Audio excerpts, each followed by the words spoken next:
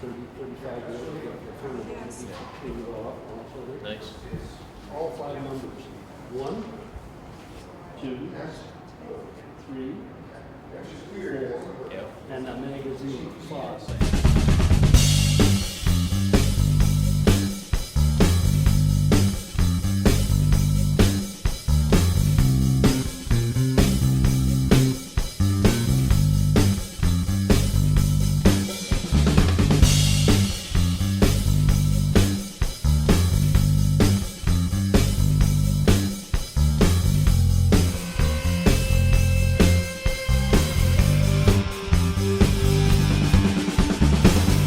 We're here tonight at the Bruce County Museum and Cultural Center to hear about the movie Warhorse from Andrew Robert Shaw, who was the assistant to Steven Spielberg in the movie. We're going to hear a little bit about his experiences in the trenches and his experience with Steven himself. My interest in World War I, my grandfather was from Kincardine, and he was in the 160th Bruce. So that's my connection to the Bruce County Museum. They perpetuate the 160th Bruce colors and things like that. So I tried to get them interested in the 100th anniversary of World War I that's coming up, and they jumped on board. And one of the projects I came up with is guest speaker. So I called Andy Robertshaw. I got to know Andy a little bit through emails, and he actually measured up a Sawyer stove for me. You'll have to look that up on the internet. It's a World War I stove, and he measured that, and we struck up a friendship and started asking him, are you thinking of doing any speaking engagements? He said, sure, let's look at it, let's arrange it. So I contacted a bunch of museums, and I got 7 venues for them, and it made it economically interested. And Andy had University of Manitoba on board, and he went there for 3 days, and he North Bay, so we put a tour together. So this is the first one, and we're hoping there's others for Andy and a couple other speakers. So saw Andy on the Time team. If you're into the British TV at all, you'll see Andy's one of the regular, the show's now on hiatus. He was one of the regular consultants on the Time team and had a TV show called Finding the Fallen, and then he worked on the Warhorse with Steven Spielberg, and so he's quite a character, quite an interesting fellow. I've had a good couple days with him, and he was in Cayuga last night, and I've learned a lot from him, so I think you'll enjoy him. So I'll let it go at that. So thank you for coming, folks. Thank you. Yeah, thanks, Tim. Okay. Tim, Nancy, the museum, thank you for inviting me. I'm reminded as an ex-high school teacher of a ex-pupil of mine. Anybody who knows teachers know that teachers talk about pupils you've never met. Normally at dinner, and it's really irritating for the spouse who has no idea who they're talking about. But I'll tell you about this guy. His name was Ptolemy Chambers. Now, you have to imagine, in the words of Tony Blair, I taught in a bog standard comprehensive. Being called Ptolemy, a Greek name, Chambers, was going to be a nightmare for him. But he was a very unusual boy. On one occasion, he came to the staff room door, knocked. I opened the door, and he said, because my wife and I were teaching the same school, are you married to Mrs. Robertshaw? Yes, Ptolemy, I am. And he said, she doesn't look like you, and walks away.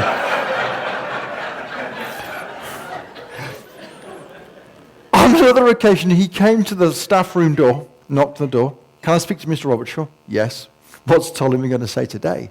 And he said, Mr. Robertshaw, this is the last day of term, isn't it? I thought, observant. Yes, it is. He said, we don't do much on the last day of term. No, we don't. We kind of clear our desks and play games. Yes, and we go home early, which I was looking forward to. And he said, well, if we don't do much on the last day of term, why do we bother with it? And I'm just wondering why you bothered with the front row. Look, this is not going to involve you joining in, okay? It's not theatre in the round, but hopefully it will be funny and hopefully it will make you think. I am the grandson of, a bit like Tim, well, different grandfather, otherwise that would be just really sad.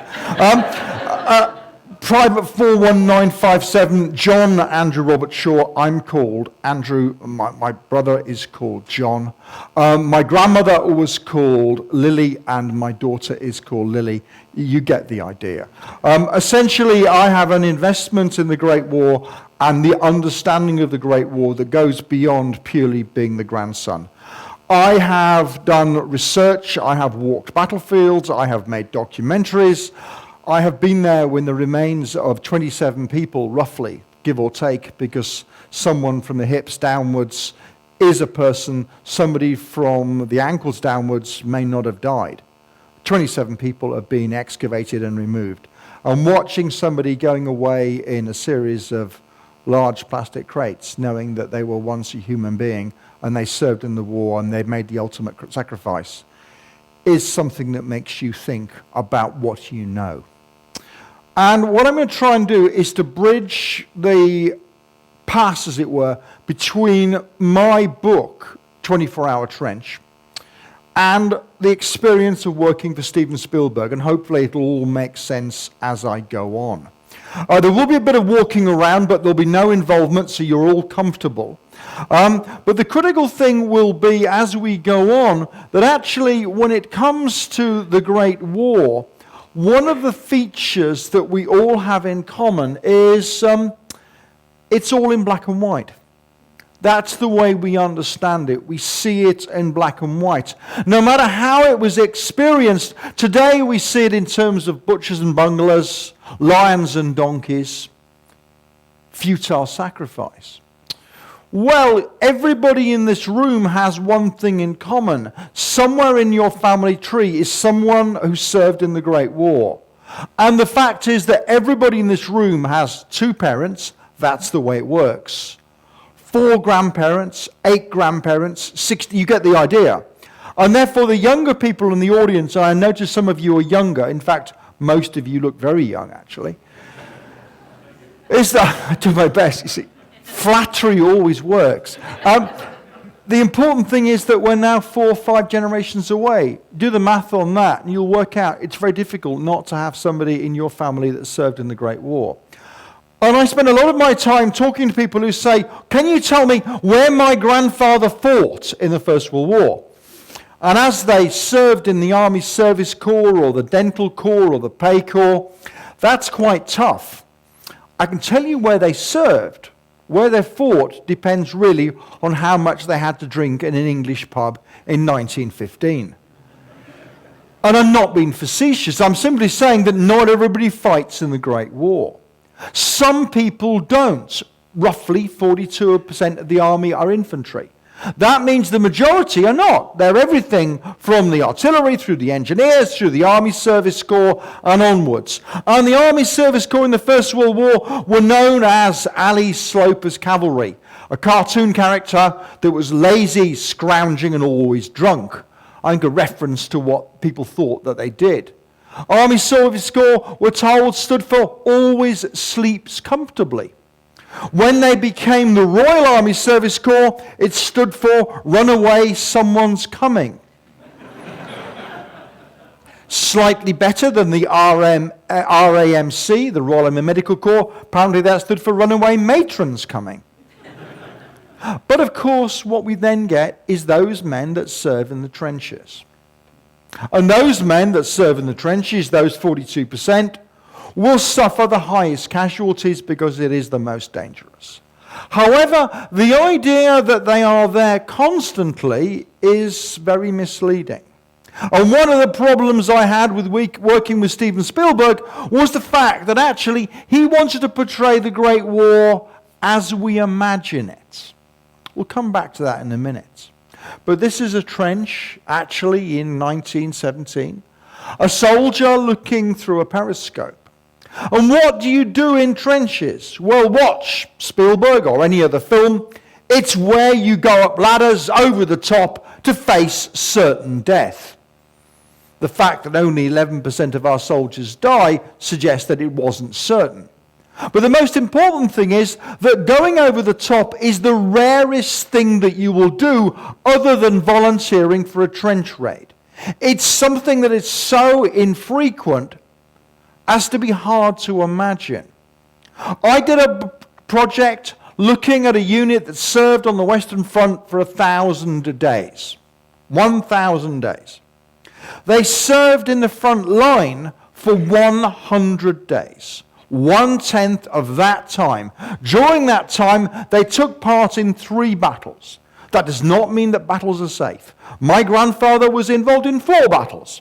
He got wounded 3 times. Battles are dangerous. But normally, if you're in the trenches, you are there for 5 days, and you're living in a hole in the ground. You are bounded by dirt with sky above your head, but nonetheless, that is where you will be for that period of time. And it is relatively safe. Why? Because you can't get shot unless you put your head up. You look out through a periscope at the enemy. Now, if we just do some quick math on that, what that means is if the British Army, by which I mean Empire, Commonwealth, Dominion, you get the idea, is 2 million men on the Western fronts, the infantry are 42%. At any one time, about 168,000 infantrymen are in the trenches. In daytime, 1 man in 10 is on guard duty. In that row there, that means you. That row there, it means you. That row there, it means you. That row, you get the idea, yeah? That means at any one time, looking through a periscope, not eating, drinking, sleeping, queuing up for rations or for a cinema or for a course or training or going on leave or marching, there are 16,800 men on duty at any one time. That's it. Out of 2 million men.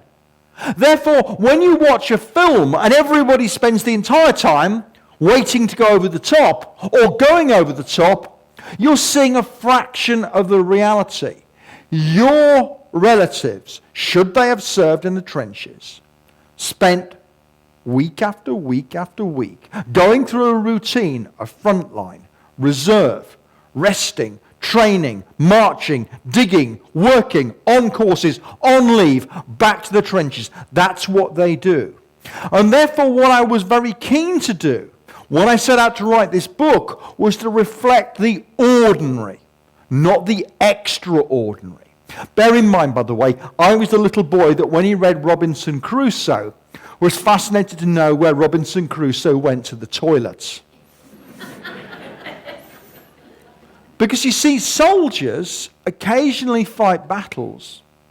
Every day they eat, sleep, drink, and go to the loo. And the question would be, is what was that routine like? Now, I had a very, very good idea about what the trenches looked like, the traverses that make up trenches, the shapes of the trenches. I had all those manuals available to me. I also had, really quite importantly, this, trench maps. I'm also the proud owner of an acre of ground. And that acre of ground in Surrey, in England, was on clay soil.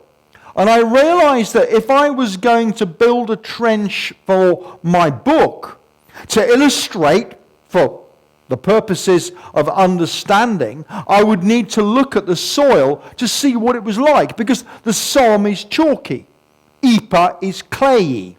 And guess what? I had deep, thick, blue clay. I had to make my trenches match the area around Ypres. My trench, or my field, is on a slope with an imaginary enemy above us, as was so common around Ypres. I had trees all around me, so I wanted something that suggested trees. And I realized that here we have an area some of you may know. That is the road from Ypres to the Menin Gate. That's the road to Menin. That's why it's called the Menin Gate. It's the road to Menin. Here is the village of Huga. There actually is a railway that goes, in this case, up from there to another area behind the lines. The area I was interested in was actually an area called Railway Wood. By all those craters there, there's my railway, hence the name Railway Wood. So I took a more detailed trench map.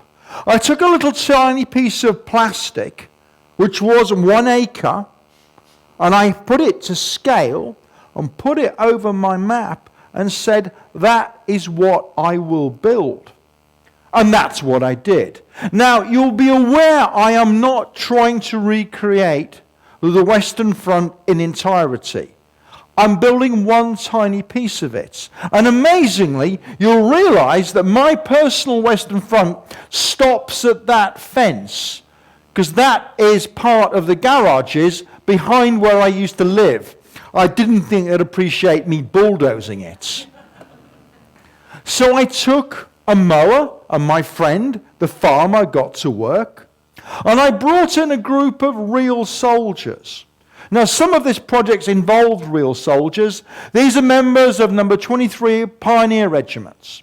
Why were they freed up to help Andy? Well, one, because I run their Corps Museum. I run the Museum of the Royal Logistic Corps, otherwise known as the Really Large Corps. The Recruit's Last Chance. Or following a gay wedding recently, the Real Lesbian Corps. They had recently returned from Afghanistan. They'd lost one of their men. He hadn't died. He'd lost both legs in a mine explosion. And the feeling was from their CO, they needed a history lesson and a bit of physical activity. What better than helping Andy? And they came along and gave me a hand for 7 days. By the way, the Ministry of Defence were not impressed when they found out. But as this guy here had already left the army, retired, and two of the others had already been made redundant, there wasn't much they could do.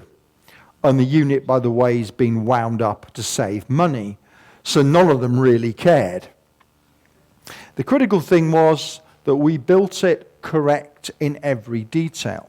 Now, some of you will be looking at this and looking at the sandbags and looking at the wicker work and the trench boards and all of that lovely timbering, thinking, Andy must be made of money. I'm not, but I just worked on the film Warhorse, and Steven Spielberg is, and the props department had lots of props left over, and they knew I wanted to build a trench because I had 12 weeks to talk about it. So they sent me 2 lorry loads of trench. There it is. All I had to do was make a hole and put it in. It couldn't have been easier. And we built every detail. This is the interior of the officers' dugouts. We built a kitchen area. We built 2 traverses of trench. Ultimately, we ended up with this, and this is one of 2 traverses. That is a traverse from which you don't shoot. That is a fire bay from which you do. That's a fire bay from which you do.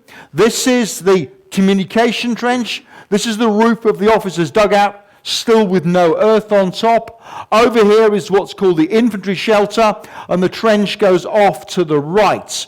Up here is the imaginary German front line. Actually, that's the lane leading to the stables. And frankly, the most scary thing around here is the owner of the stables. She's called Sally, and she is really more scary than most of the German army. I'm serious. The critical thing was it meant that when people looked up from the trench, they just saw dirt and sky. They couldn't see anything else. The village remains hidden. And then what happened was I walked away from it for 6 months. Why did I do that? Well, I wanted to see what happened if you abandon the trench system. Why? Because one of the things I do is I do archaeology, and we dig up trench systems that were abandoned, and then they were allowed to decay, and we then dig up the results of 6 months or a year's abandonment before the farmers arrive and backfill them. And I wanted to work out what happens within 6 months of simply the army going, war's over now, move forward, what happens? Well, they flood and structures collapse, and this was a communication trench. If I was shown that in black and white and someone said what had caused that, I would have said Hun shelling. That's not. That's what's called gravity, invented by a bloke called Isaac Newton. That's simply fallen in because the men stopped maintaining it. And that is really important. So next time I find a jumble of sandbags in a trench, rather than turning to the television and going, oh, look, here we can see what German shelling does, I will probably say, this may actually be the result of simply people walking away. That's why experimental archaeology is so useful. It takes away our black and white view of the war. But we needed to make it as historically accurate as possible. To make trench warfare work, you need people. Before anybody says, oh, isn't he young? He is. He's 20. He's currently serving in Afghanistan and is the only real soldier you will see in my presentation. I borrowed him from the regimental sergeant major of the Corps because he wasn't actually doing anything, having passed his driving test. So he came up to the museum, and as you would do with any serving soldier aged 20, I asked him to take his clothes off. For reasons entirely of the book, of course. This is art.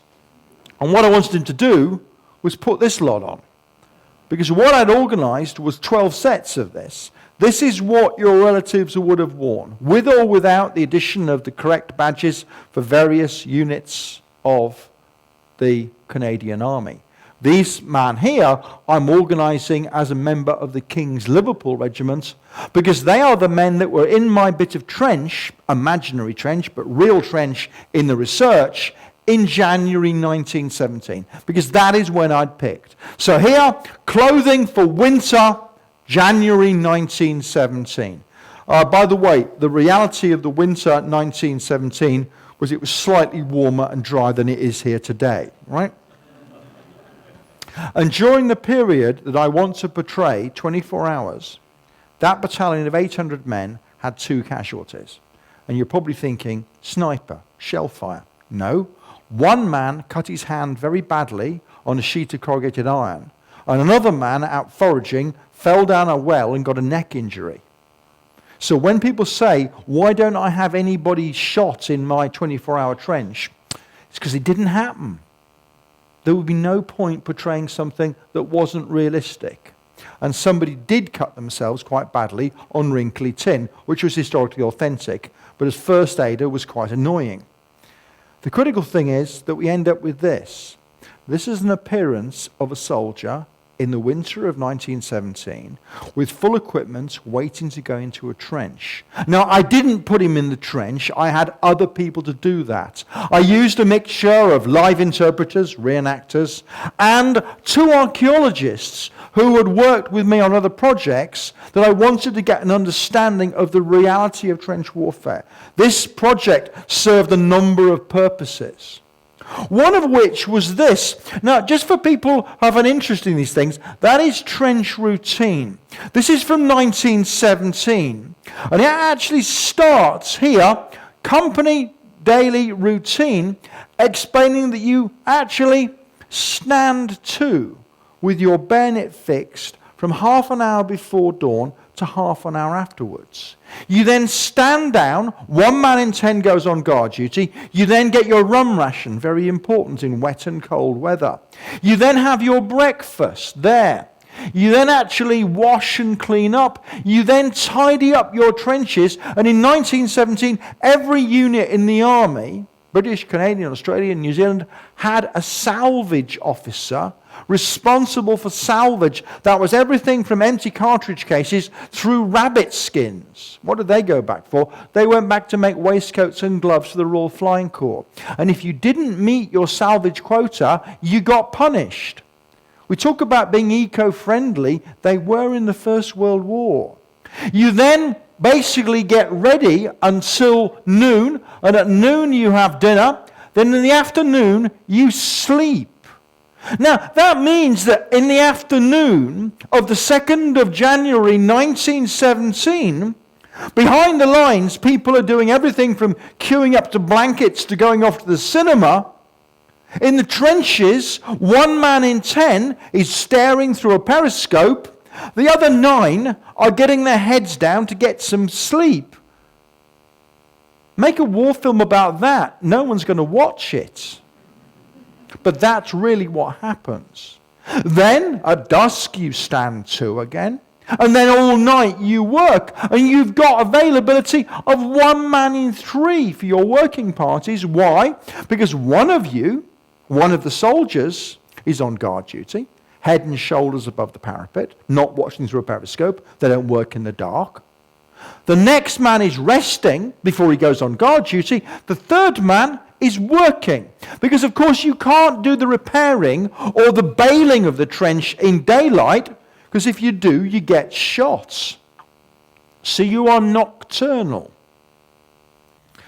And what we then did is we brought a team of people in, my backup team. And my backup team did everything from putting up modern tents, because we weren't stupid, we weren't going to get wet, through to positioning our totally authentic trench periscopes in our authentic trench, staring out on our authentic barbed wire entanglements, to then bringing in my platoon, my number 3 section of number 15 platoon of the 1st 5th King's Liverpool Regiment, 55th Division.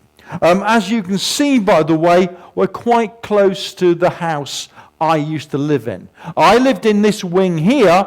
That bit there is split into apartments, and there was a rather distracting moment around midnight when the people in that apartment there, I think possibly the female member of the couple had gone to bed, and he decided to put something on television which appeared on a large plasma screen on the wall. Unfortunately, he'd forgotten to close the curtains, and the sentries stopped being much use as sentries.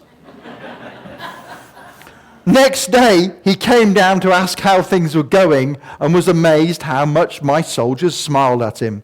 Anyway, the important thing was that what we did is we put them in the trench in daylight and got them used to the trench system. In reality, you always arrived at night for the relieving the outgoing soldiers. Within minutes, we had problems. That guy there turned out to be very, very good, but here he is, getting nice and comfy, having removed his helmet. You don't do it in the trenches. People dumped stuff everywhere. You don't do it in the trenches. And then what happened is people explored. This young soldier here is exploring an infantry shelter, which they described, I thought somewhat affectionately, as a coffin in the ground lined with tin. They didn't like it much, but it would have provided shelter. And we later on provided a brazier inside it, and everyone came out smelling a bit like a kipper, but otherwise it was pretty good. And then they got to work to make the trench habitable, because we hadn't actually done everything we thought we could do. We'd run out of time. And curiously, on the night the real unit took over, the trenches had been shelled. So we made them get used to working in daylight before it became evening. And as the dusk came in, they fixed bayonets and they stood to, and their platoon officer that I'd provided stood to watch through the periscope. As it got gradually darker, they stepped up onto the fire step, eventually standing head and shoulders above the trench when it was fully dark. And then they went on to night routine, just like the real thing. 1 man in 3 on guard duty, everybody else waiting. And to make it exciting, I may or may not have provided a few flares and a few bangs to keep them on their toes. I didn't do as many flares as I would have liked, because I live very close to the flight line to Gatwick Airport, and felt that a visit from the airport police wouldn't help the experience much. And then they worked, and worked they did for the entire 12 hours of darkness, taking it in turns. 1 man on, 1 man resting, 1 man on guard duty all night. And the guys that were working were saying how great it was to work even in the dark. Remember, we've used flash here, because at least it kept you warm. We made sure they got hot drinks as far as possible, and we made sure that everybody was kept busy. This is the platoon commander. This one is Lieutenant Abs Wisdom, Steve Wisdom, on the phone. And he's not ordering a pizza. What we did is that we made sure that the phone was connected to Brigade HQ, i.e. somebody called Andy, who phoned up every so often to check on things, on one occasion asking him to go and find out what the serial number was of the latrine bucket, which was by now in use. Now, you might think that was a cruel and nasty trick to play on a friend. It was, but it didn't half make me laugh. And they worked and they rested all night. The guys learnt very quickly, if you're going to keep warm, you keep your feet out of the mud. You hunch up as much as you can. You keep your head down. You try and keep as warm as possible. You keep your gloves on at all time. And very importantly, having had morning stand 2, you get a large tot of rum. That face there on my colleague is the real thing. That guy had had the roughest night of anybody. Why? Well, he volunteered for it and then told me he was a vegan. Oddly, there were very few vegetarians in the First World War Army, and he hadn't had much to eat. But the great thing about being a vegan is you can drink rum. And when your mates take pity on you, you get theirs too. He was very happy for a brief period. But you'll see that little blue column of smoke. That is because after we've actually had our rum ration, it's time for the rations to arrive. Here, water, tea, and the rations, which are then distributed. And this was a bit of a problem for us, because when the sergeant divided all the rations up, enough absolutely correct rations for 24 hours for 10 blokes, he produced the effect that would have been a nightmare for any regimental sergeant major. We now have someone's pantry in a trench. An order was sent down to get rid of the extraneous food, because you couldn't man the parapet in an attack with all of that looking like a kitchen. And they learnt very quickly just some of the problems there are with it. Some of the problems, for example, of tea being delivered tied in a knot in the corner of your sandbag and the sugar in the other corner. Because you can open it up, and as soon as you do that, and it rains a bit, you've got a kind of tea sugary mess. And then you've got to try and make a cup of tea with it. They kind of learnt.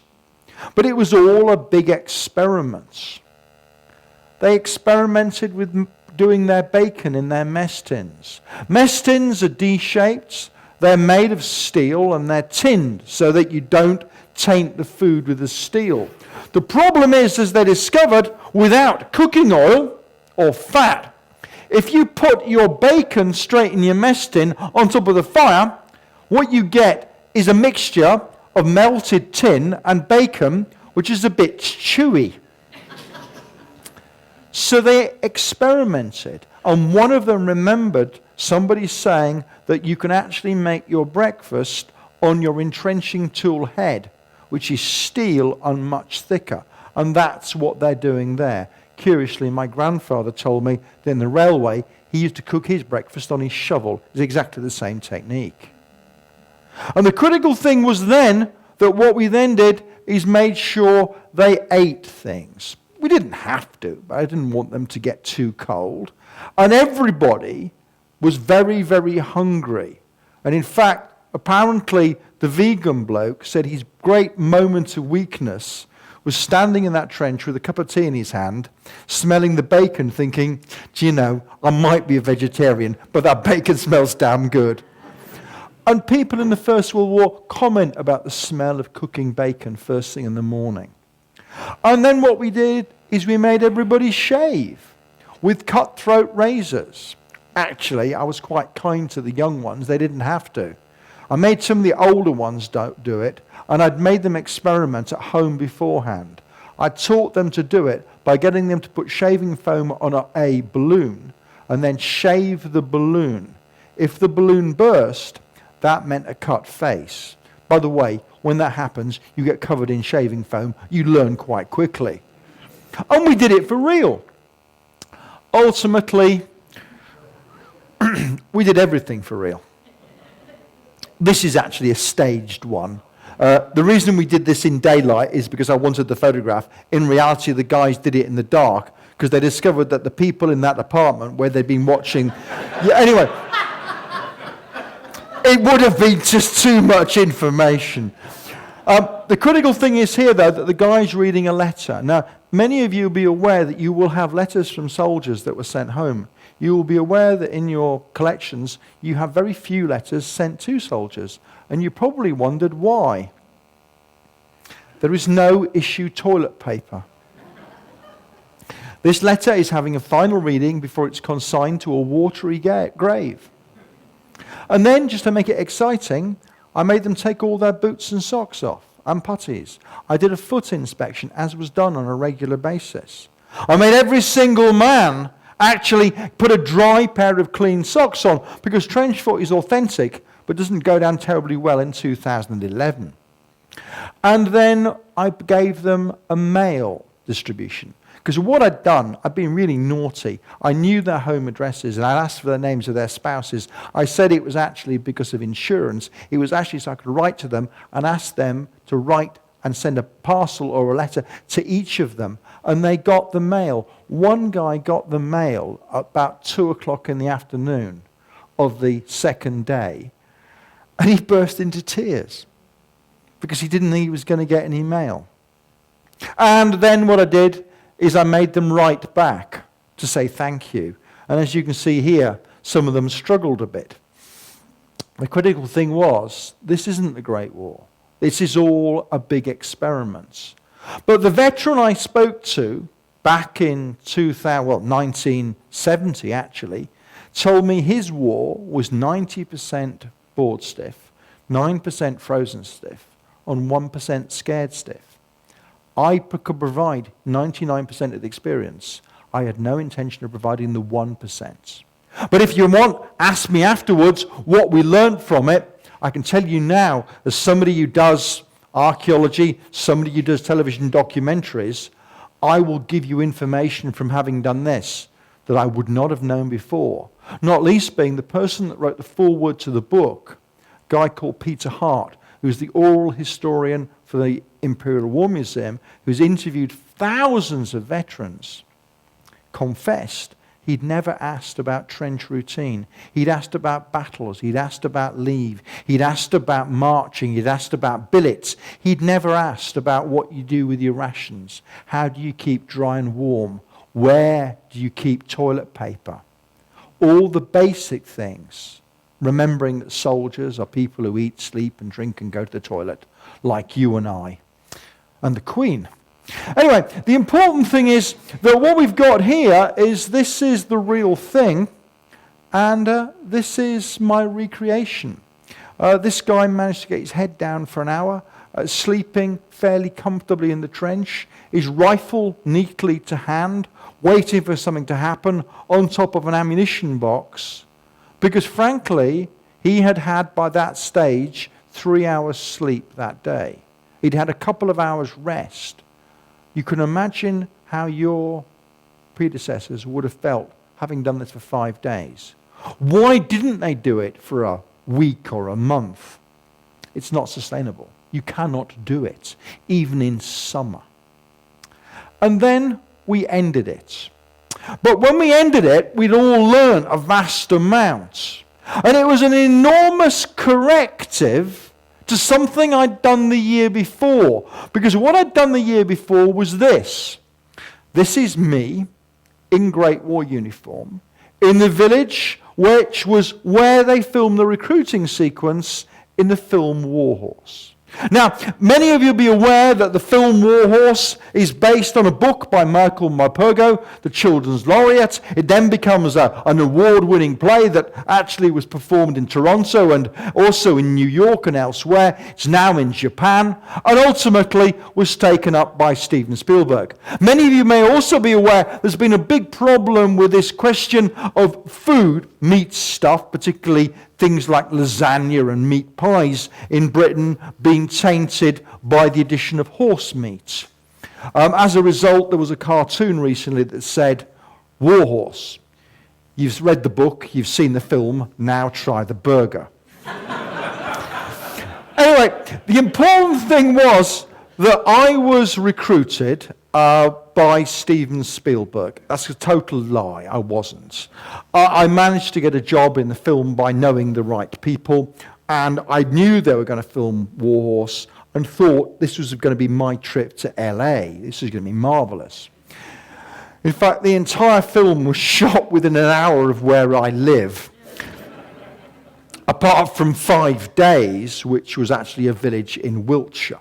But the critical thing is that I was involved in making decisions about the uniform.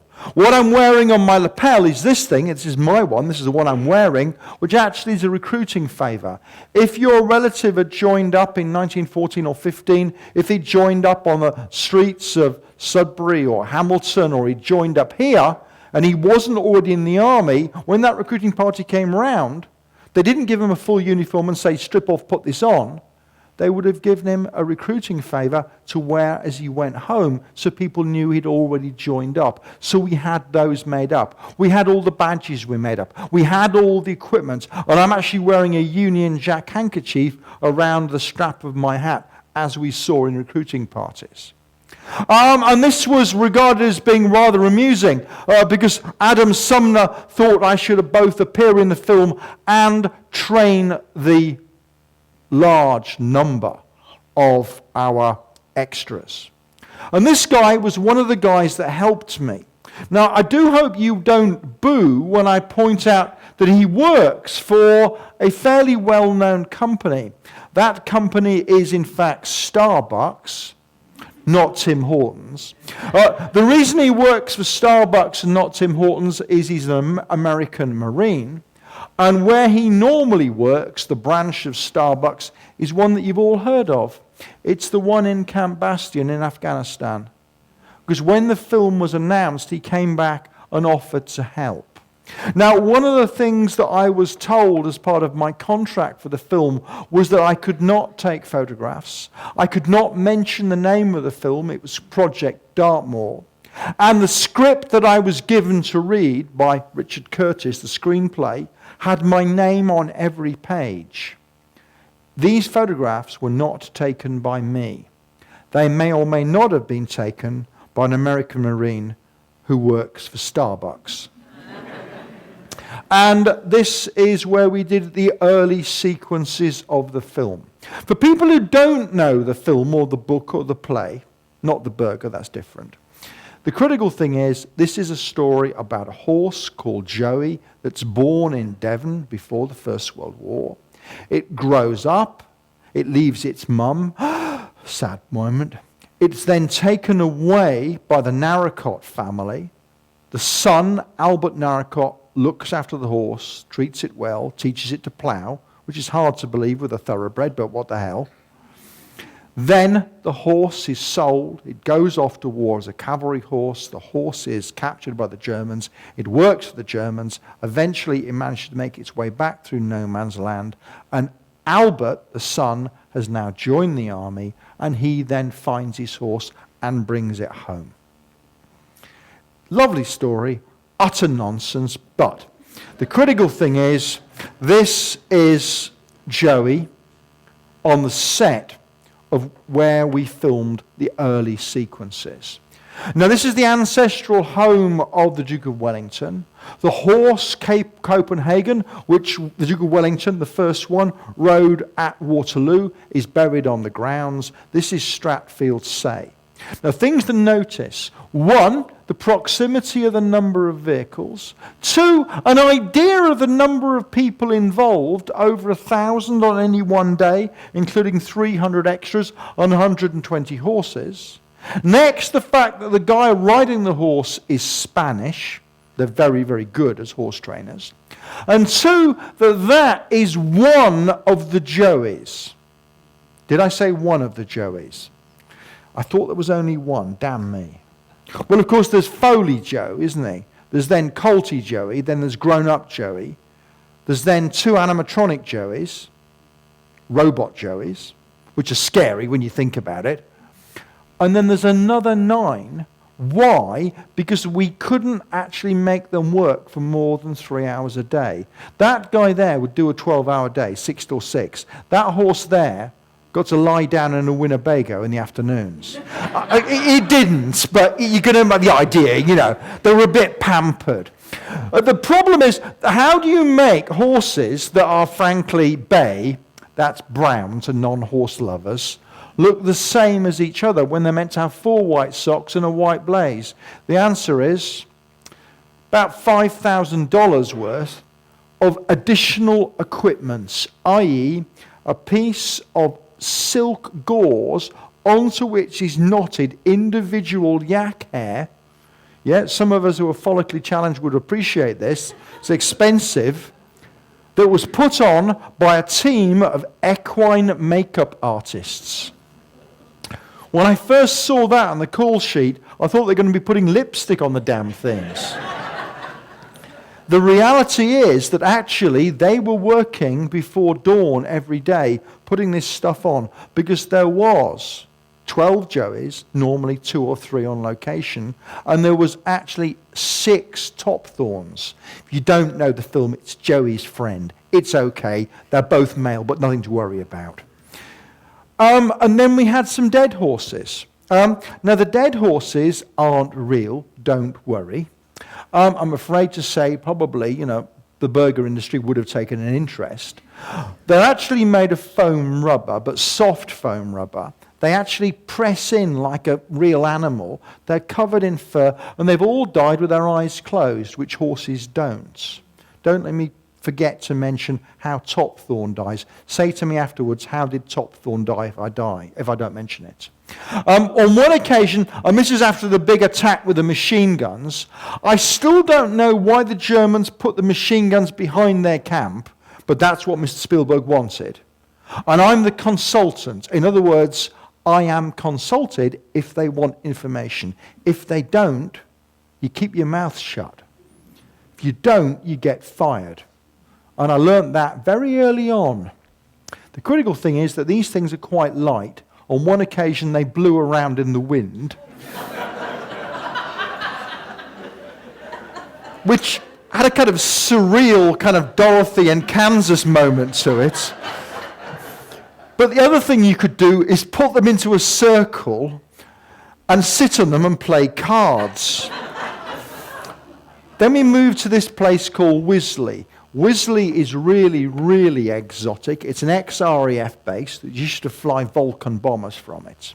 And here they moved 28,000 tons of earth, 28,000 metric tons of earth to build a trench system. It's an awful lot of dirt to move, isn't it? But don't worry, most of it wasn't digging the trenches. It was putting up a big U-shaped bank about 12 feet high. Why? It was to ensure that when we were filming the big attack sequences, when the camera moved round, it didn't catch the white panel van on the M25. And the van driver on the M25 didn't go, bloody hell, a battle, and drive off the ditch. You get the idea. But this is what they built. Now, when it comes to trench warfare, this is pretty close to what I was building a few months later. The problem with this is, accurate though it is for the Battle of really Ypres in 1917, what we were showing in the film was meant to be the Battle of Amiens in August 1918.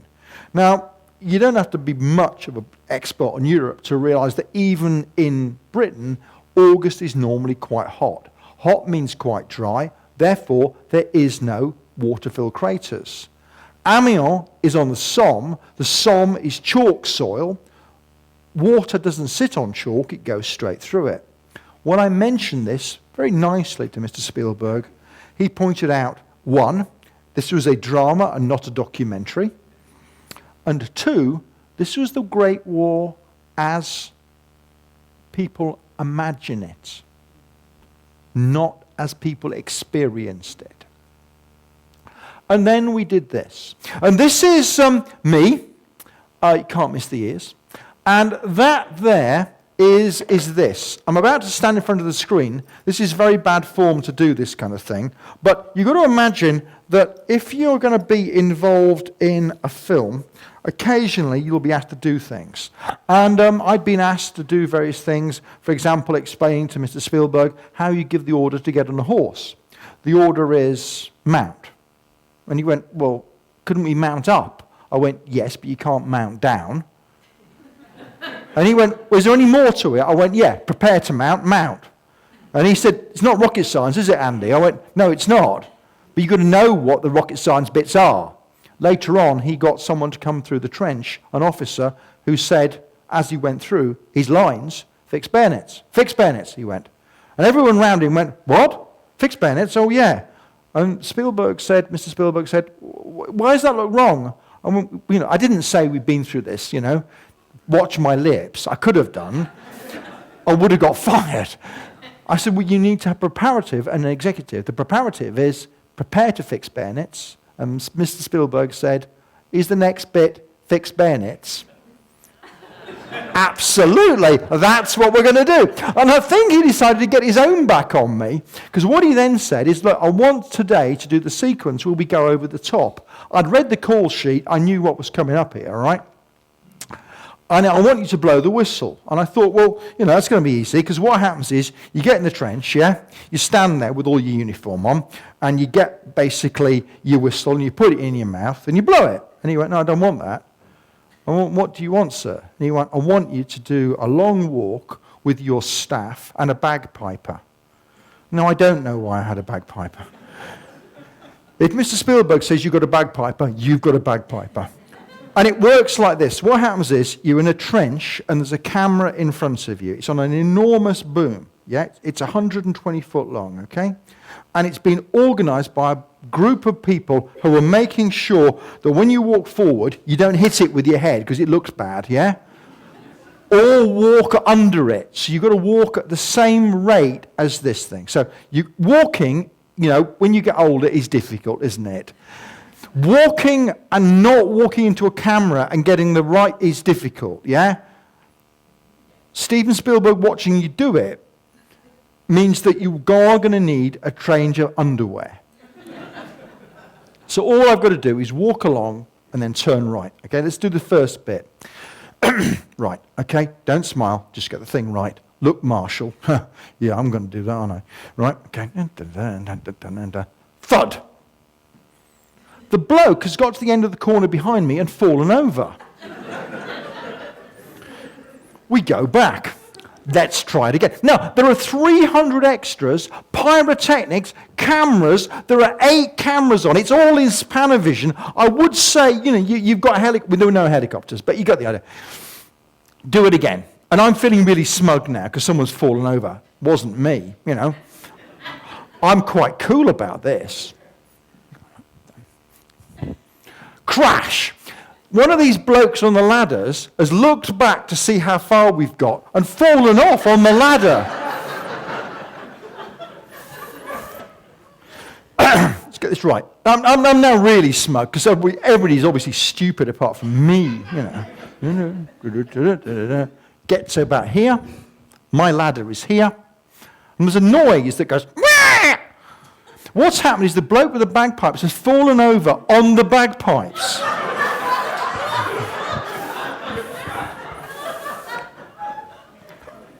We do it again. Da-da-da, da-da-da, da-da-da, da-da.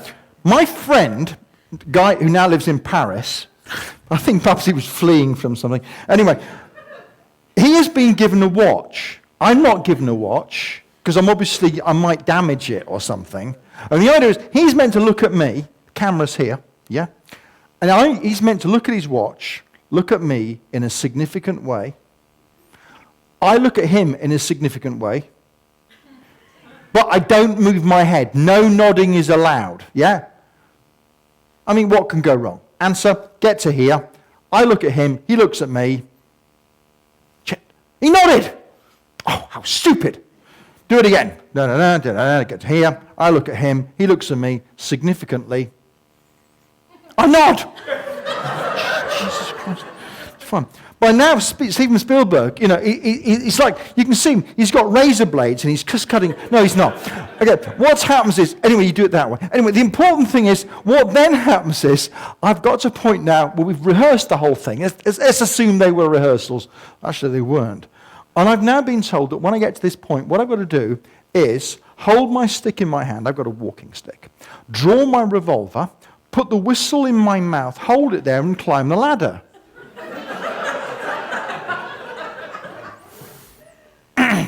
Now, in my mind, I said, Stephen, if I was the goddess Shiva with multiple arms, I couldn't do that.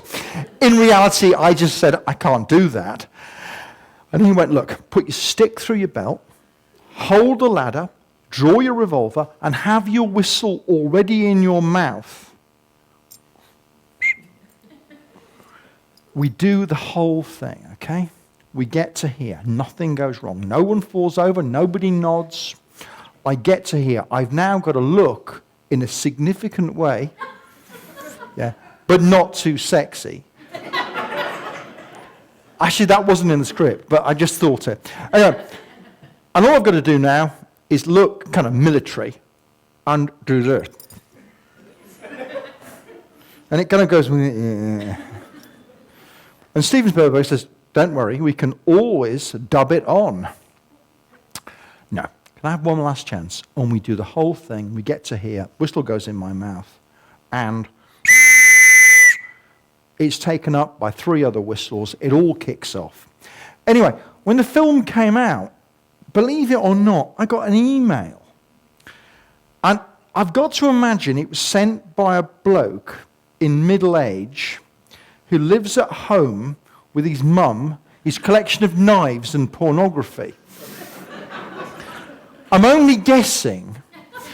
The reason I did, because he actually wrote to me and he said, I noticed that, I think he had a funny voice, I noticed that when the men go over the top, you as the officer hang back. Is this to indicate that in battle, officers will hang back, allowing their men to be slaughtered? No, dear friend who writes to me at 3 a.m. from your mum's house. Actually, it's because I forgot. I was so surprised I got it right, I absolutely forgot. This is how conspiracy theories start, like 9/11. Ultimately, we ended up in no man's land. And out here, it was wet, cold, and miserable. Don't let me forget to say to you, by the way, that wet, cold, and miserable out there was wet, cold, and miserable. It really was grim. Notice the dead horse, by the way. No, I don't know why it was there. But as we move forward, the magic of Hollywood means that despite the fact that we had everything from the lunch truck through an ambulance to a fire truck within 20 yards of where we were, you see it as being the real thing. And I have the most terrifying moment I've ever had on a film set. Because as we went through this lot, I saw bullets hitting the water. I don't not be a soldier, but I know what bullets hitting the water look like. So I went to the armourer, Simon Atherton, and said, Simon, there are bullets hitting the water. And he went, yeah. I went, that's not safe, is it? He went, they're perfectly safe. I went, why is that? He went, because they're paintball pellets. I went, yeah, but they're coloured. He went, you can buy clear ones. So when we went forward, you know those bullet strikes in the water, they're paintball pellets. Anyway, I'd mentioned it to Simon, and I think Simon was a bit angry with me. I know that because shortly afterwards, I have a kind of career-changing moment. And when the film came out, somebody else, more friendly, a mate of mine, wrote to me and went, ooh, when you go into the attack and you're wading across the water and you go down as if you've been shot in the right leg, it did look very, very realistic. If you've ever been hit on the knee by a paintball pellet, that swells up to the size of a football, it wasn't acting. It was kind of as real as I want to make it. And then we filmed the bit with the horse in the dark. Now, the horse runs through the trench, it runs into the wire, it gets captured by the wire, and that's when they bring the animatronic in, operated by 3 people. But the thing about this particular horse is I mentioned to the horse handler, this horse I'd never seen before. This is a rather special Joey. I went, why have I never seen this Joey before? And he said, because you'll never see it again. I went, why not? He said, well, it's stone deaf. It won't react to the shell fire. And if it doesn't like you, it'll bite your face off. So next time you watch that sequence, we're going, ooh, look at that lovely horse. No, it's not. I think it had a nice name. I think it was called something like Beelzebub or Satan or something. Anyway, this is another Joey. I've let this out of the bag now, haven't I? There was more than one Joey. Now, this particular Joey was only used for one sequence, just like the Joey that does the running down the trench. This Joey had spent 6 months walking in circles. Why? Well, it was following a whip that was actually over its head, and the little tail was down, and it just watched this whip. But when the whip went out of its line of vision, it ran in whatever direction it was facing in as quickly as it could, and it ran till it came across one of these things. It's called a tank. Now, the one it ran at was made of plywood, but it had exactly the same appearance as the tank built at £500,000 worth for Spielberg's film. And this tank moved. So what happens is, horse is walking in circles. Everyone's cleared the set, apart from a few of us, including me. I felt very privileged. I was near Spielberg and Janusz. Janusz is the film director, who, by the way, has won an Oscar. Spielberg hasn't. Don't tell him that. And the tank goes along, clankety clank, yeah? That's what tanks do, clankety clank, yeah? And down here, got horse going trottity trot, yeah? Tankety tank, horse trottity trot. And then at the right moments, what they've got is a guy in the tank who can work out the distance, somebody watching who's got a system of microphones who says to the Spanish guy, now. He lifts the whip up. The horse sees the tank, but at that moment, the tank has just dropped into the shell crater, yeah? And the guy who's driving it slips the clutch, and it freezes. And the horse runs along, jumps on top of the tank, jumps over the other side, job done. I was there when Janusz said to Mr. Spielberg, are you happy with that? And he went, yep, that's fine. We don't need to do that again. I personally was very, very pissed off. Andy 7 takes, that bloody horse 1 take.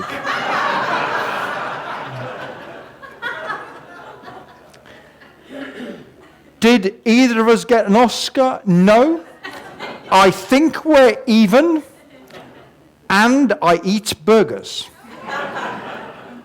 Ultimately, we ended up doing this sequence here. For people who haven't seen the film, essentially what you've got is an absolutely enormous gun. There's a second one down here. A column of horses pulling the gun up the hill. Here we've got a flamethrower you wouldn't believe. There's a firefighter trying to prevent most of Hampshire from burning down. There's my camera on its boom. And here is an enormous light to make sure it looks nice and bright and sunny, which of course Britain always is. However, down the middle of here, and you can probably just see it, is a track, a little black scar. That black scar has got a big hawser in it, steel hawser. There's then a pin in it that goes in the bottom of the gun. And up here is an enormous winch. All of that horses pulling up the gun aren't doing a damn thing. By the way, as a military historian, I will tell you, those big guns, unless they were going to be doing something more clever, do not need to be on top of the hill to be fired at the enemy. You leave them at the bottom of the hill and the shell goes over the hill. But critically importantly, there's no story if you do that. This is a drama, not a documentary. The people that don't know, what happens as part of this is that Joey and Topthorne's friend, in a kind of nice, kind of matey kind of way, are waiting when a horse up here, a grey, fails with a pulley bit and gets shot by a German officer. Whereupon he says, bring up another horse. Topthorne is brought forward. Joey then puts himself between them because Joey's better than pulling than Topthorne. This film being about comradeship. All makes sense so far, doesn't it? Now, I was just about there when this was happening. And I heard, as the grey horse was led away, they didn't really shoot it, you see. I heard the prop bloke said, bring the grey dead horse to his assistants. He gets on the walkie-talkie, bring the dead grey horse. The grey one. Can you find the grey horse? The dead grey horse? Do you mean it's not here? What other colours do we have?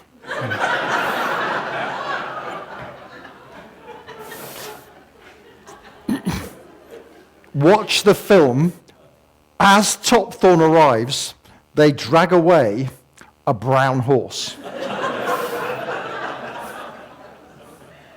I'll tell you this bit now. The Topthorne subsequently dies, okay? Now, one of the Topthornes was chosen for his special skill. Now, that special skill might be the ability to jump small buildings in a single bound or to have laser vision. This particular Topthorne was an idle horse, really, really idle. And the handler knew if you lay it down on its left-hand side, yeah, and just kind of stroke it a bit, it will lay there for a few minutes, and the camera's looking at the horse, and it's snorting a bit. Clearly, it's succumbing to some disease or illness. And eventually, little eyes close, indicating it's dead. Dead horses' eyes don't close. Sleeping horses close their eyes. So people burst into tears, and my daughter's going, it's gone to sleep. I work in the stables. Anyway, ultimately the last sequence that was filmed was this. In the film, it's about halfway through. This is the bit when the two brothers, one of them is marching, the other brother brings the two horses in and rescues the brother. Now, this is to remind you, by the way, that these guys so far, my extras, have been British and German in 1918. They've now back to 1915 Germans, and all of those uniforms there had been distressed to look like they'd been around for 3 years, when they had to be cleaned up and everything reassembled so they could look smart for 1915. If you want to spend some money, just spend some money on a film, believe me.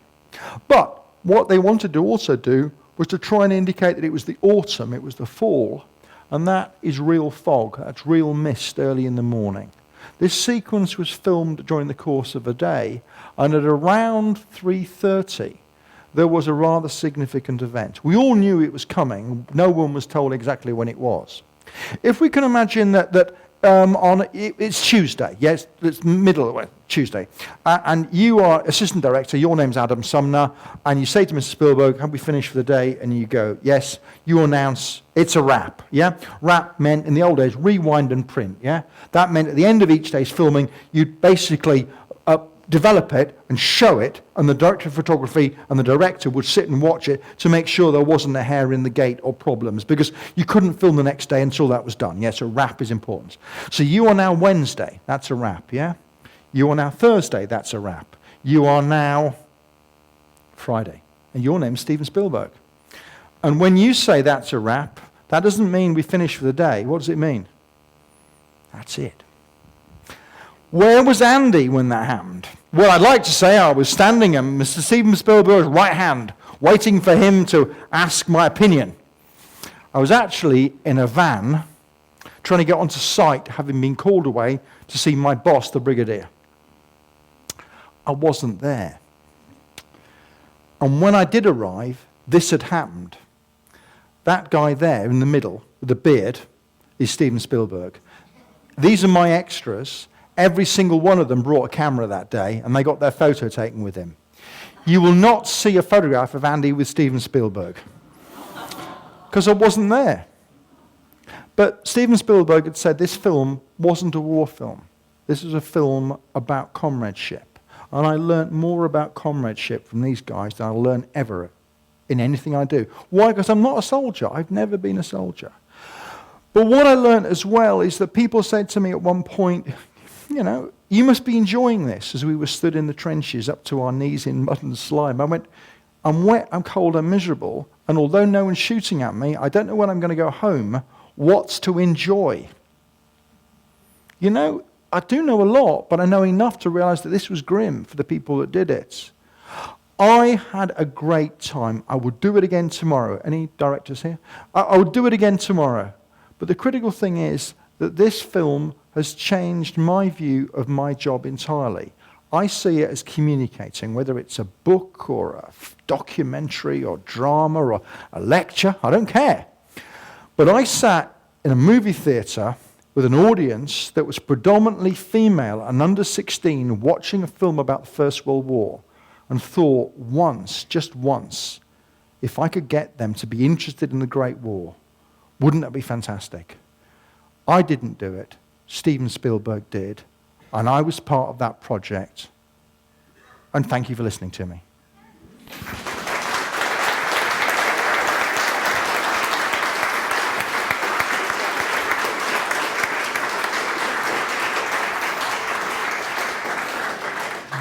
Questions? Yeah, any questions at all? Everyone's got very quiet. I'm not really scary. It won't make you get involved. Well, while you're thinking of a question, because you can't go to someone's asked one, okay? Remember, I used to be a high school teacher. There will be a test at the end. If I can say that on your way, if you'd like to buy a book, I don't have the book of making the movie. There is one, by the way. I do have a book about the trench experience at $30, and I'm more than happy to answer questions about family research and genealogy or anything else that you want to know. If you want to know how many angels can dance on the head of a pin, the answer is 7. And where do puppies go when they die? The answer is they go to heaven, apart from Yorkie puppies that don't. When I was 4, one bit me. Still want my revenge on that little ginger monster. Go on, any questions at all? Go on, very quick. Yes. It started in June in Devon, where they really did film in Devon, and then my bit started really at the end of July, and then that went from July to the beginning of October, and that's when they did it. So my involvement on location was about 12 weeks, but my involvement with the movie had begun the previous November when we started to put everything together. Because there are occasions when you've got to imagine you've got 1,200 people working on this film.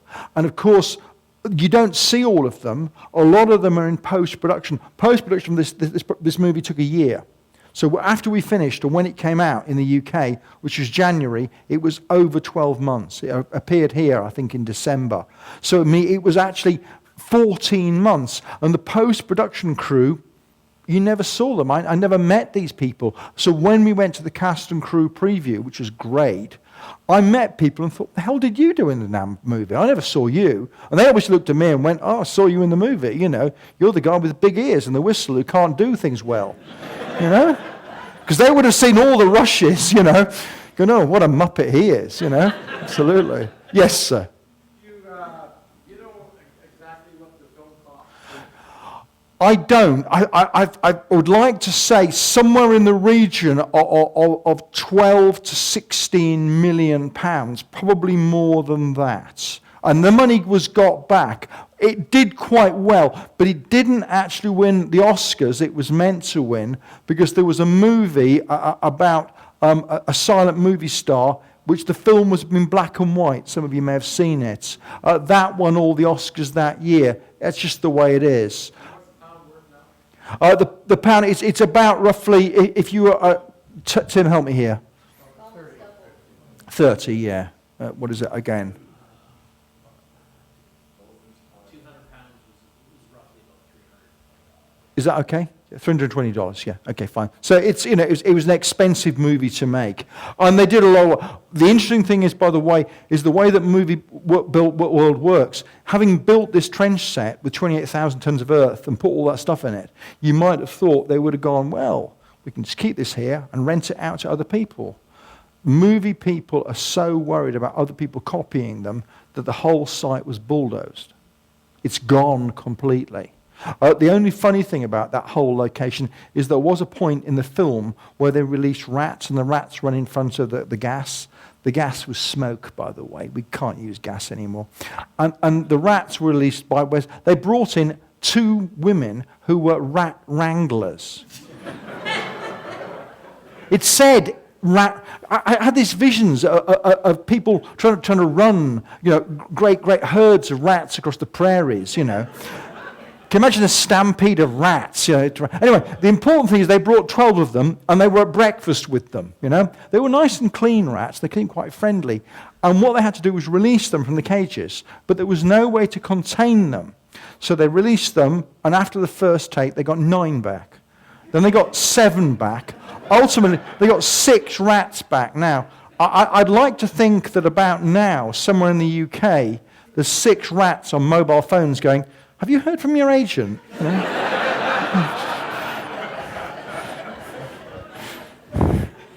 Rats with attitude. Didn't get an Oscar either. Okay, so. When you did your excavation and you found those 27 people over the course of time, were you able to identify any of them? Yeah. 4 of them by name. The first man was called Jakob Honnis, who was 36 years old. 6 children came from the village of Munchingen in Württemberg, near Stuttgart. I see his grandson every year, Walter Rapp. The next man was Albert Thielecker. Albert Thielecker was an Unterofficer in the same unit. They died on days one after another. And I used to see his great-nephew until he died of cancer 2 years ago on a regular basis. And the 2 of them paid for a monument for them and an unknown British soldier we found in the same bed of trench. We then found Leopold Rothermel, who was in number 9 company of 26 Bavarian regiments. He was killed on the 3rd of October, 1915. He was shot in the abdomen in an attack and died of his wounds. His brother Otto had died the previous autumn. And the reason we couldn't find any family members is because the family home was destroyed by bombing in Munich in 1943. The last man that we found was a man called Alfred Martin, and we were able to identify him because he had his parents' wedding rings around his neck, along with his own dog tag, which had corroded. But German wedding rings have the name of both parties and the date of the wedding in it. So we were able to work out that the parents were married, Maria and Alfred, in 1883, and that our soldier that we found was was born the following year, which proves, I suppose, that Bavarian television was bad that winter. But the important thing is that we were then able to go find the family who said, oh, you found Uncle Alfred? And we went, yeah. And they went, yeah. We went, well, do you want the wedding rings? And they went, no. Well, why not?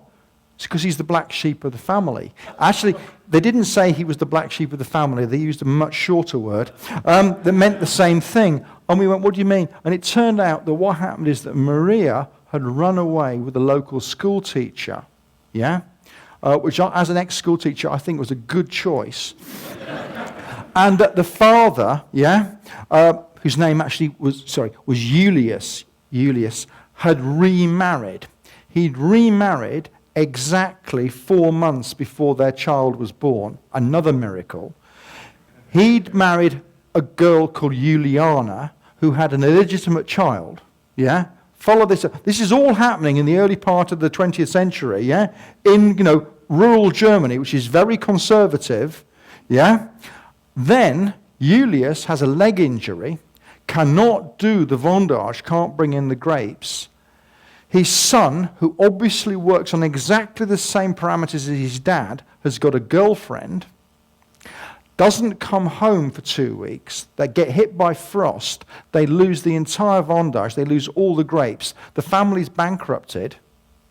So Julius, we think, gives his son both wedding rings, because Maria had left hers behind, and went, these are yours, son. You're a bad lot, so is your mum, now get out. And when we found him, he had everything on him, full pocket contents, and he's the first and only soldier we've ever found on the Western Front that was given an individual frontline grave. They dug him a grave. Now the problem he had is simple. He died. Why did he die? It says in the documents, in the records in Munich, geschlossen Kopf, shot through the head. His problem was he was an inch taller than me at a time in the German army when there were no steel helmets. Don't be tall in trench warfare. The fact that your relatives were a bit shorter than you are now, which is pretty common, probably explains why you're here. And I'm not being facetious. Okay. Any more?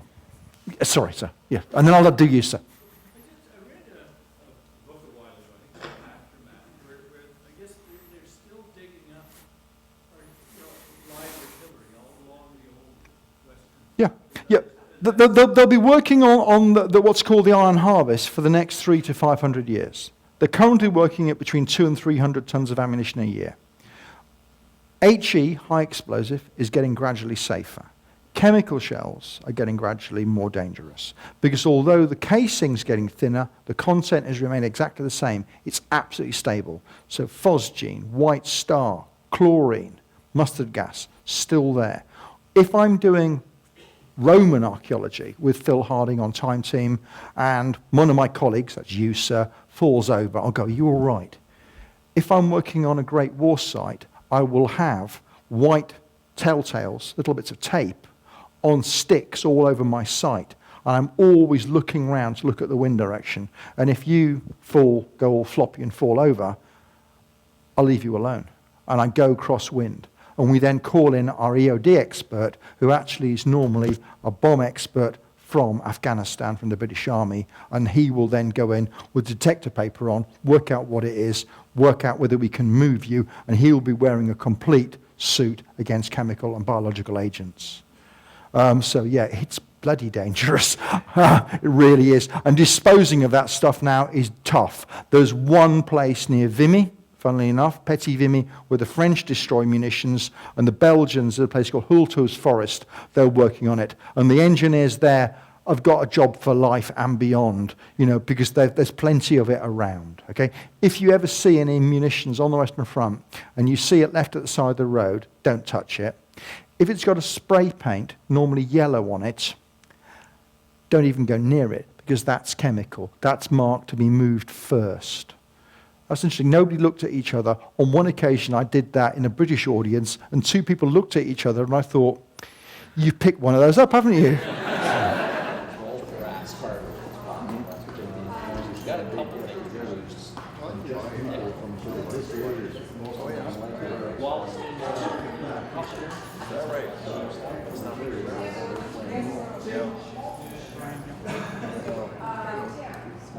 Small world, it sure is. Well, it's nice to get away, but it's always nice to come back home too. Yeah, it is. On this table, we've got a cross-section of cavalry gear that a Canadian cavalryman or a British cavalryman would have used in the First World War in northern France and Belgium. One of the standard pieces that they would carry is a P08 sword.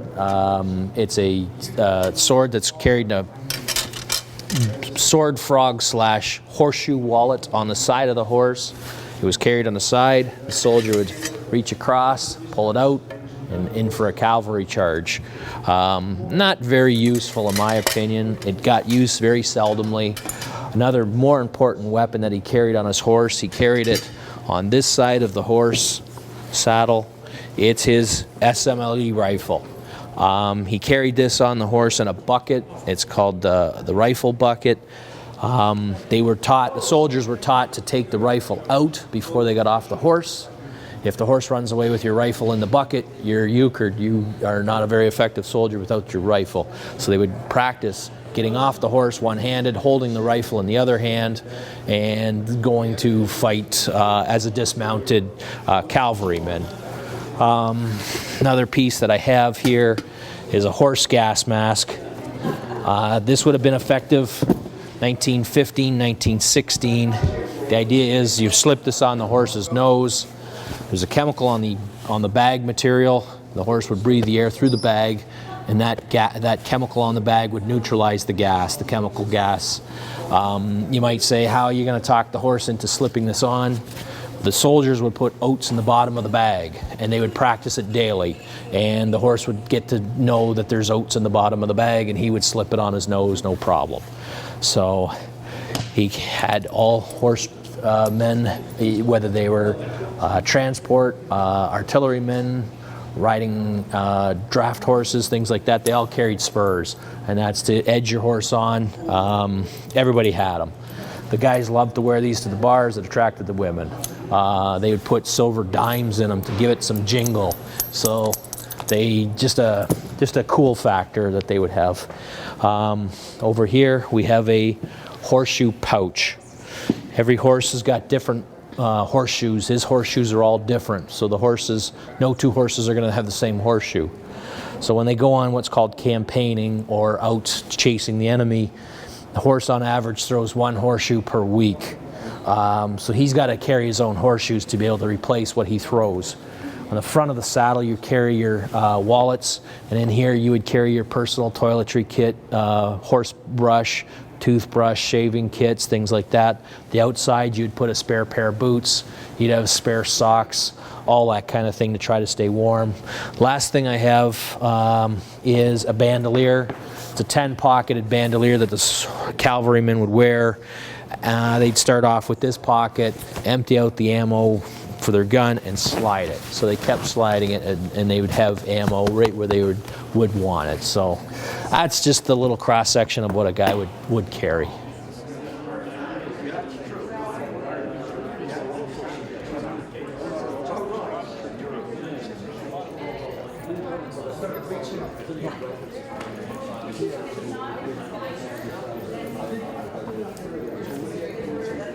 The Bruce County Museum and Cultural Center is always hosting interesting events like this, so be sure to check their website out, www.brucemuseum.ca. I'm Adam Olivero.